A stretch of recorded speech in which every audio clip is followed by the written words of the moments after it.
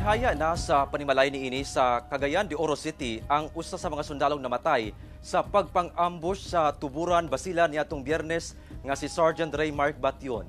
Kabanay niini ginomdom ang kinabuhi sa ilang namatay nga kabanay. Anya report ni Cyril Chavez. Gihaya na sa balay nga iyang napundar sa Cagayan de Oro City ang patayng lawas ni Sergeant Raymark Bation.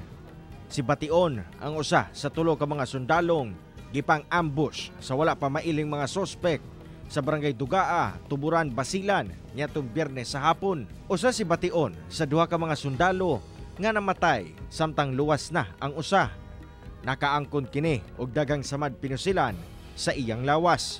Matod sa nahibiling banay ni Bation nga adlawng Domingo nakaabot sa Cagayan de Oro ang patayng lawas niini. Anaa sa iyang haya ang mga kabaro ni ining sundalo kinsa gabantay sa iyang lungon. Among nakahinabi ang amahan ni ini nga si Roque Bation kinsa gikan pa sa Ozami City ug miabot sa Cagayan de Oro aron makita ang anak. Sakit matod pa kaniya ang nahitabo sa iyang nag-inusarang anak. Sakit benta sa man mo may yang gipagandoy nga sundalo siya. Di iya gyud ko nga wow siya mahimo kay asalon dawaton ni ko naman namatay man siya. Hinoon bisan pa sa pagkamatay ni Raymark, garbo kuno ni Tatay Roque ang iyang anak. Sanglit nahimo kining matinud-anon sa iyang trabaho isip sundalo.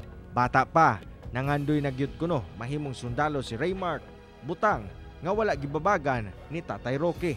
Ingon ko siya sa una nga tay mo sundalo ko hindi kasi imong gusto. Pero yung nanay di pumunta itong sugot. Ginan ako. Sagday na kay mo iya man kasunada nga sundalo siya. Di na human sige siya.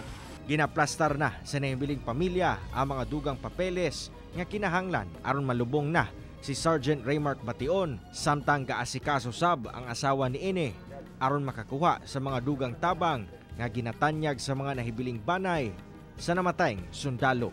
Kauban si Jaybert Pairat, Cyril Chavez, 1 Mindanao.